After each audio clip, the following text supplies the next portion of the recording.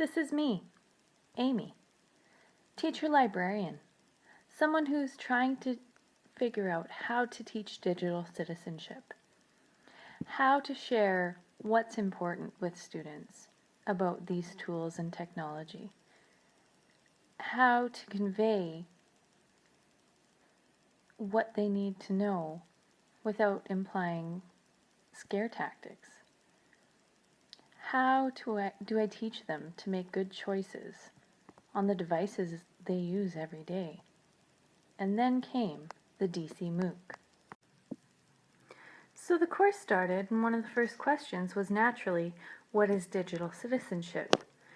And as we discussed this in the Blackboard Connect session, it became apparent that maybe digital citizenship isn't really removed from just plain old citizenship and the choices that we make in daily life.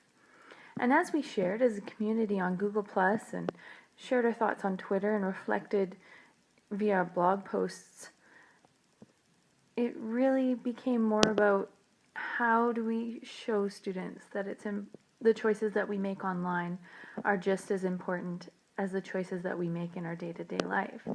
How do we show them that these things are connected and that they aren't removed and consequence-free when you do things online, just as the choices that you make in your day-to-day life aren't free from consequence. As classes have a tendency of doing, I felt like I started asking more questions than I had answers. And as I reviewed the Google Plus posts or went onto Twitter and was looking at things that people were sharing, I came across this infographic, which I retweeted, and it just kind of stuck with me because it's something that I want to keep with me, that reminds me that the things that we're doing online should have meaning. They should have a purpose. And we need to make sure that we're not just using online tools for the sake of incorporating technology.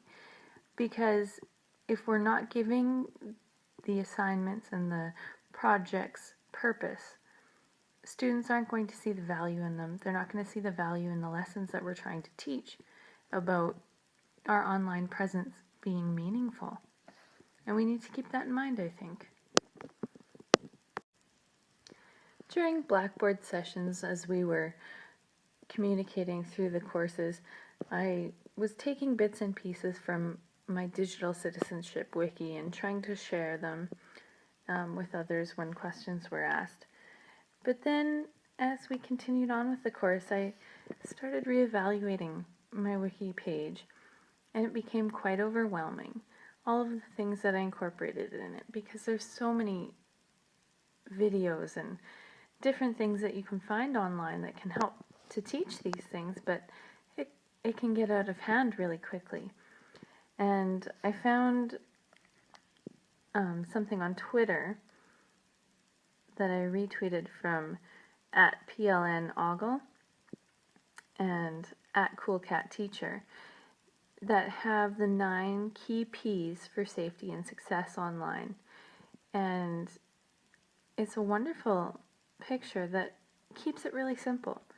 And so one of my projects over the summer is going to be looking at the 9 key P's for safety and success and evaluating the Wikispace page to see what I can take out and what can I keep and incorporate that's really going to drive the point home without being overwhelming. Copyright, copyleft, and Creative Commons. These are all important things for students to know when they're working online, and yet it's something that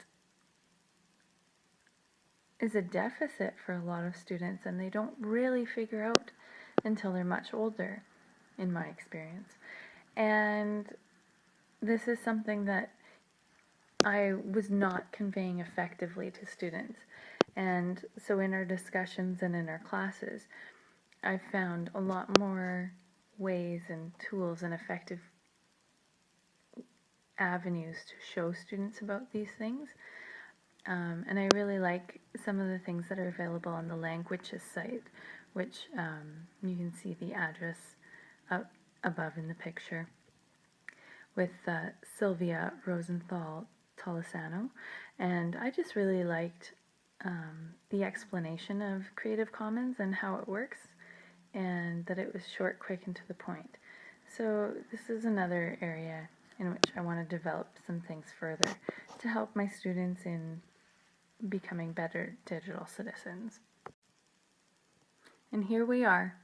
It's me, Amy, teacher librarian, several weeks later. And I'm excited about using 30 Hands to try this new presentation tool online. It's really easy.